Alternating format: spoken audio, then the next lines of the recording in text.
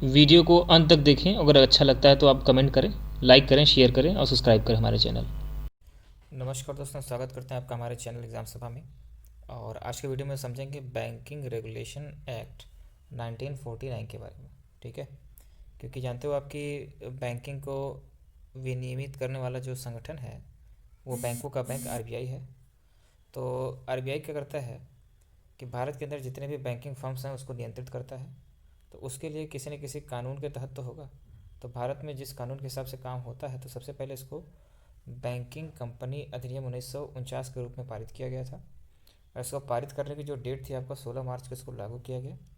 और 1 मार्च 1966 से बैंकिंग विनियमन अधिनियम 1949 को बदल दिया गया, क्योंकि उस समय केवल क्या था कि केवल कंपनियों पर ही लागू था। लेकिन उसके बाद 1956 में जम्मू कश्मीर को जब अलग प्रावधान में रखा गया था, तो उसके बाद क्या होगा कि जो बैंकिंग में कुछ चेंज किया गया और उसके अंतर्गत पहले केवल जो प्रारंभ में बैंकिंग कंपनियों को इसके अंतर्गत लाया जाता था, उसको चेंज करते हुए 1965 में इसे अन्य सहकारी जो कोऑपरेटिव बैंक होते हैं उन पर भी इसको लागू किया गया।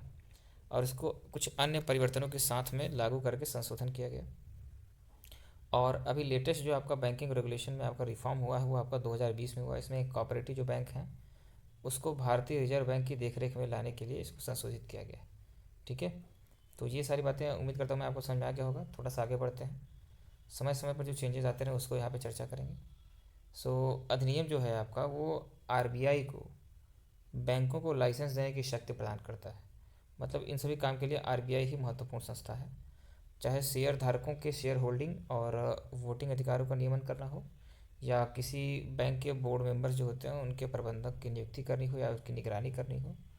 ठीक है, उसके साथ साथ बैंकों के संचालन को विनियमित करना, मतलब कि रेपो रेट क्या होगा, रिवर्स रेट क्या होगा, और कितना लिक्विडिटी रखनी है। ठीक है, सीआरआर क्या होगा, ये सारी चीज़ें। और उसके साथ साथ ऑडिट करने का जो निर्देश देता है।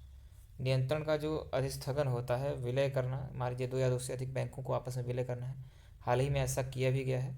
और सरकार का भी लक्ष्य है कि और ज़्यादातर बैंकों को आपका विलय करके कम से कम बैंकों को रखना है, ताकि उनकी स्ट्रेंथ बढ़े, तो वो किसी भी उनकी कैपेसिटी बढ़ेगी तो उनके दिवाला होने का चांसेस कम होगा।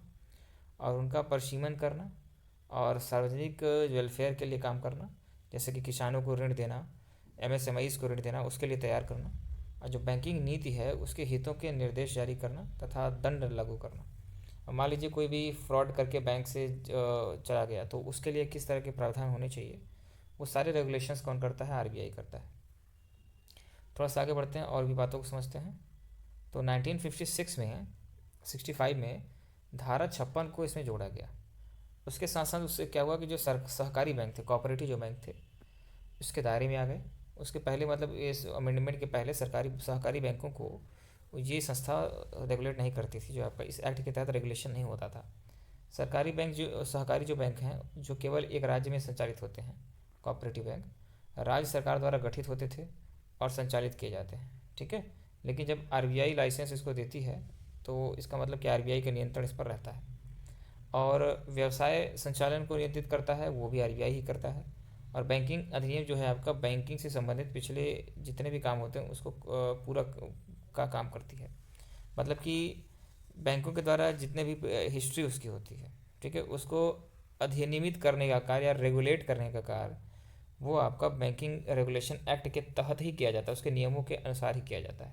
मतलब ऐसे प्रावधान दिए गए हैं कि अगर मान लीजिए बैंक की जो हिस्ट्री रही है, उसने ज़्यादा लोन दिया, कम लोन दिया, तो उसको किस तरह से रेगुलेट करना है वो आपका सारी चीज़ें एक्ट में लिखी होती हैं।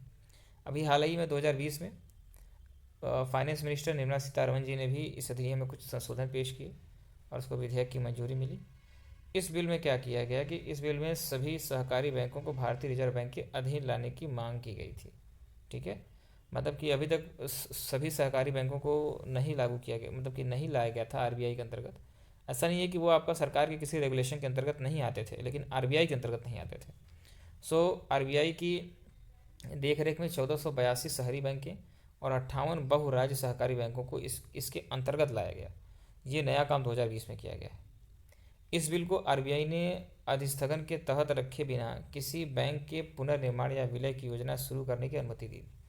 कहने का मतलब है कि देखिए क्या होता है कि अगर किसी बैंक को मान लीजिए विलय करना है या उसको बंद करना है, तो पहले क्या होता था, उसको परमिशन लेनी पड़ती थी उस पर्टिकुलर बैंक के बोर्ड ऑफ मेंबर्स से या फिर उनको एक नोटिस जारी करने पड़ते थे। लेकिन इन सब चीज़ों को रेगुलेट करने के बाद अब आरबीआई आसानी से अपने नियमों को में बदलाव कर सकती है।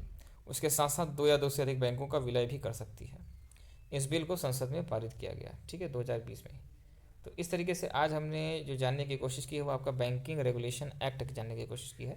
और कितनी बार इसमें रिफॉर्म हुए, अमेंडमेंट हुआ, तो आपको मैंने बता ही दिया कि एक बार 65 में किया गया, और इसके बाद अभी लेटेस्ट जो आपका रेगुलेशन हुआ इसमें वो अमेंडमेंट आपका 2020 में हुआ। और उसमें जो अमेंडमेंट हुए उसके हाइलाइट्स को भी मैंने यहाँ पे चर्चा की।